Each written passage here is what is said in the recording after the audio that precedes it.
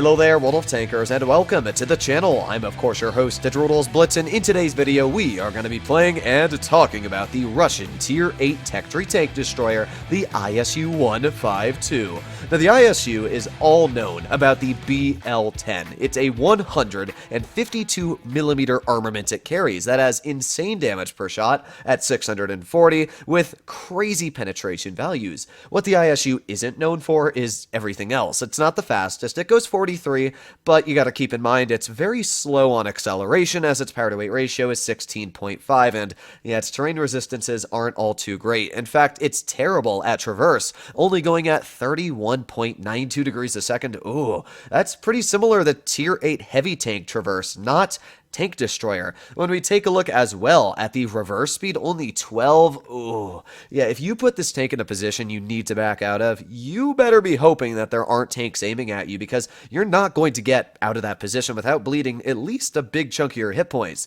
And yeah, you will bleed a big chunk of your hit points really when anything shoots you, because the ISU only has 1200 hit points, so one standard shell from an IS series tank, even a tier 7 that deals 400 damage, can take off a third of your hit point pool. You got to be very careful about that, especially when you're playing up against tier 9s that can deal 460 or even upwards of 640, as there's a lot of tier 9 tank destroyers. You got to be extremely careful that you do not bleed the very little hit points you do carry on this tank. However, this is where the good things start, because we're going to be taking a look at the gun on the ISU. It has a 4.8 second aiming time. Okay, that's pretty bad. It's got 0.371 dispersion. Okay, that's also pretty bad.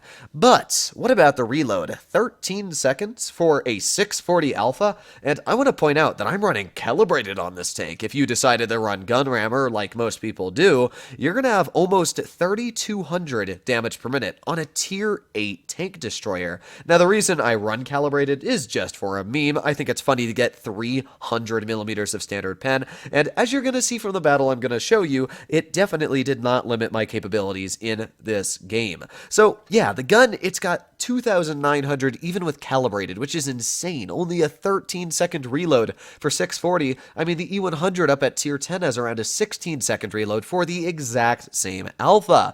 The ISU, as we went over, has ridiculous amounts of pen, but that's really all there is good about the tank. It is simply a gun mounted on a box, and not a very well-armored box at that. Yes, the mantlet can get bounces here and there, but most of the time you're really not going to expect them. So let's get into this game. Now, this was a game played on live stream earlier tonight, so if you want to check that out, I'll see if I can link the timestamp, but for the other video we did on the 62A, somebody already linked the timestamp for that, so if any of you would be so kind to link the timestamp, if anybody wanted to see this on actual live stream, go ahead. But at the same time, we're going to talk about the tank and how it performed here, and what my thought process was. So what do we have up against us? We got a KV-4, an M3O, a Borsig, we got a T-34, a T-49, a T-23E3, and a Tiger 1. Okay, so not the strongest of lineups we have to fight. I mean, the only tanks I'm a little worried about are obviously the Borsig, because that tank can easily take off half of my health in one shot. The 49 is another threat. The 49 can take off a pretty massive chunk as well. You want to be very careful about alpha when running this vehicle, because it's not like you have the armor to bounce shells. A 49 can easily penetrate my front, my sides, my rear with HE. It's not a very fun party. So what I'm going to start doing right at the beginning is aiming an HE at that 49, and oh, well, there he goes. That's 700 damage on my pallet, and to be real, 700 damage is a low roll if I had the opportunity to roll higher. Your average damage is 960 with an ISU, which is pretty insane when you think about it. Now that shot there, I mean, I can't really say I expected that to hit. It's an ISU, you've got pretty bad dispersion, but it never hurts to try taking a shell, especially when I reload so quick. I reload fast enough that I can just butter right through the back of that KV-4, dealing another 600 damage. Now we're up to 1,389 with our first 2 shells penetrated. So we got the T-34, and again, I'm aiming on this 34, and I've got so much pen that I can just butter right through the side of his armor, so I don't really need to worry about that. In fact, I didn't even get spotted because his turret wasn't poking where I was looking. So now we're up to 2,000 damage. 3 shells, 2,000 damage already. That is insane. And now the T-34 is poking again. I'm thinking, what do I want to do? Well, I loaded premium and I buttered straight through his turret. That right there is why I run Callie on this tank, because every now and then, it's just enough pen to butter through a vehicle like that T-34. So now we're up to 2,500 damage. They got an M3 Yo and a Borsig in front of me.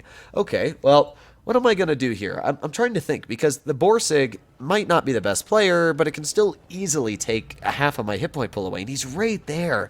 Ooh, this is some feisty stuff. All right, I'm gonna go and see if I can maybe get a shell into the show. I know he's not looking at me, so I can easily just shoot him. I was hoping maybe he was gonna continue going, and I could load an HE shell, possibly even max roll with precision fire, but nah, doesn't look like it's too much of a problem. We still rolled 800 damage with one shell, and now this KV-4 is gonna try and trade with me, and yeah, that wasn't the right decision, was it? No, it wasn't. We're up to 4,000 damage dealt now.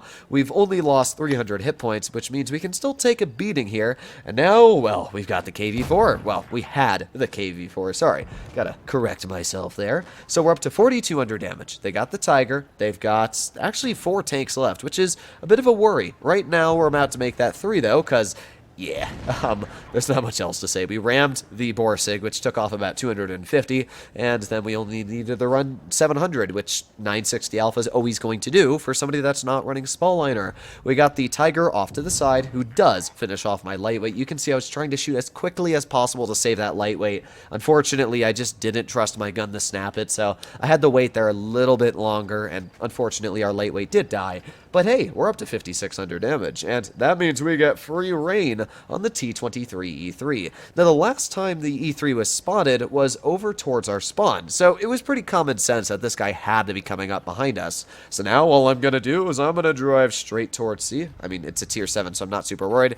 Aimed in an HE on his tank, but I think it actually went into his space instead of his turret, so we just kind of got unlucky there. But, I mean, this guy hasn't penned me. We're getting bounces, and now you can see I overturned my tank purposely so that he didn't get past me. Turn my tank back, and there you have it. 6,663 damage in that battle. Now, that does not seem like a 6K game, especially in Tier 8. Like, 6,600 damage in Tier 10 is a battle that people are very happy about. In fact, I myself would be quite proud about getting a 6,000 damage battle in Tier 10. Yesterday's video on the T62A was 6,800, and I showed it. We just did basically the same damage as an ace in Tier 10 down at Tier 8. Sorry, I was about to say 6, but down at Tier 8. I mean, that's insane. Think about that. So this is why the ISU is always going to be an incredible tank. Sure, it might not have the hit points, it might not have the armor or the mobility, but if you give a tank alpha, DPM, accuracy, I mean, its accuracy isn't good, but to be fair, it's 4.8 second aiming time compared with a 0.371 dispersion. Let's compare that to a Borsig, the other 640 Alpha tank destroyer. Well, the Borsig has, oh yeah, the same aiming time with 0.422 dispersion. It's just a much worse gun. It's also got worse pen, worse, I think, shell velocity too. Yeah, the Borsig, it's great because it's got a turret. It's great because of the camouflage, but in all regards, the ISU is just a much better tank, down to the fact that it not only has all of the attributes for the gun being better, but the Borsig has around 2,300 DPM. The ISU has, we just saw, 2,900. It's an insane tank. I still personally believe that the ISU gun should be nerfed on its DPM and a bit on its accuracy. That's my personal opinion. A lot of people disagree with it, but I think the tank's gun is a little too strong. The ability to what we did in that game was ridiculous. And why does the Borsig get limited to 2,300 if a vehicle like the ISU gets 3,000? So let me know what you guys think about my opinion in the comments down below. 99% of people don't agree with that one, but that is something I will stand by because I do believe the ISU is just a bit too strong. It's just like the Hori in Tier 10. I also believe the Hori should not have as much pen as it does. Why is there a tank destroyer that exists that literally completely negates armor? What is the point of driving a mouse when a Hori can turn it into a literal pile of potato? But either way, hopefully you enjoyed today's video, and if you'd like to see more like it, you know what to do. But other than that, I'll be seeing you tomorrow. Bye-bye.